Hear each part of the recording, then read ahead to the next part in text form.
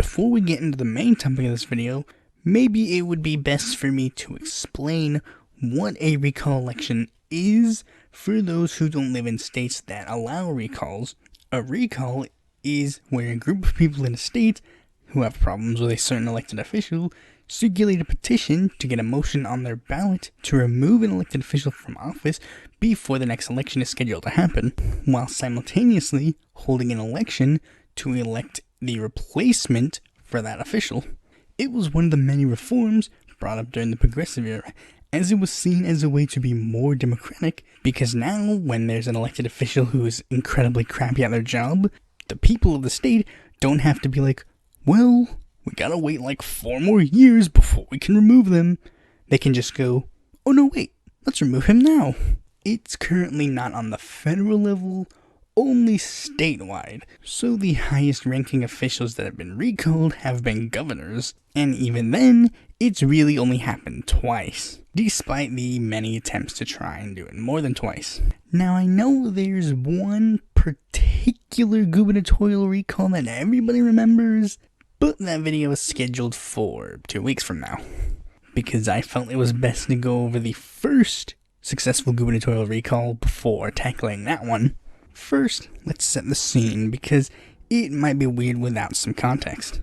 In the 1910s to 1920s, North Dakota was pretty much dominated by the Republican Party, with the Republican primary pretty much deciding who would win statewide offices, which led to the GOP having 2 factions fight for control of the GOP. First was the Nonpartisan League, a group founded by former Socialist Party organizer Arthur C. Townley to bring about the interests of small farmers and merchants. The other being the Independent Voters Association, a conservative capitalist alternative to the NPL. The NPL was in charge at the time by helping elect Lynn Frazier to 3 2-year terms. His tenure was seen as a success by implementing many reforms like the Bank of North Dakota and the North Dakota Mill and Elevator.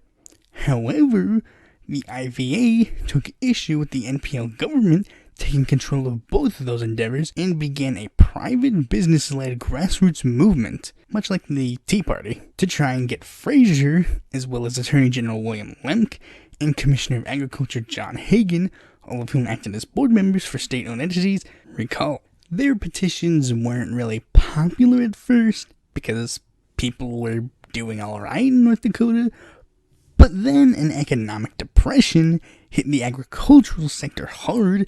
Now, all economic problems are usually blamed on the current administration, so the IVA was able to ramp up signature getting and was able to get 73,000 signatures by September, which was enough to get a recall election done on October 28th, 1921. Frazier ran for the runoff as the NPL candidate, and the IVA ran former state representative Ragnvald Nestos as their candidate.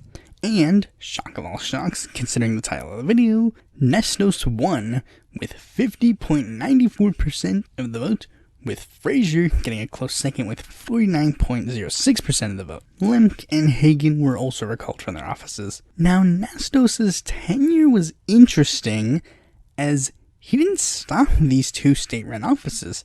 He actually sought to improve them and make them successes. But I'm not going to get into that, because I don't really care, because this video is supposed to be about the recall election.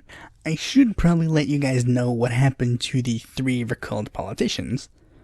Well, ironically, Hagan was able to get his job back in 1937, Frazier was able to be elected to the Senate seat in the following election, and Lemke, well, we all know what happened with Lemke. Yeah, but I know what you're all thinking, really.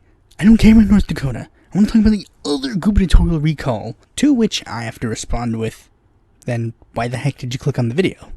But yeah, I'm going to talk about that one in 2 weeks. Thanks for watching this video. Be sure to like, comment, subscribe, and click that bell to be notified when a future video of mine comes out. And if you're interested in more content from me, you can go to my website, or follow me on Facebook, Twitter, Quora, join my Discord, or check out my articles on the Independent Political Report.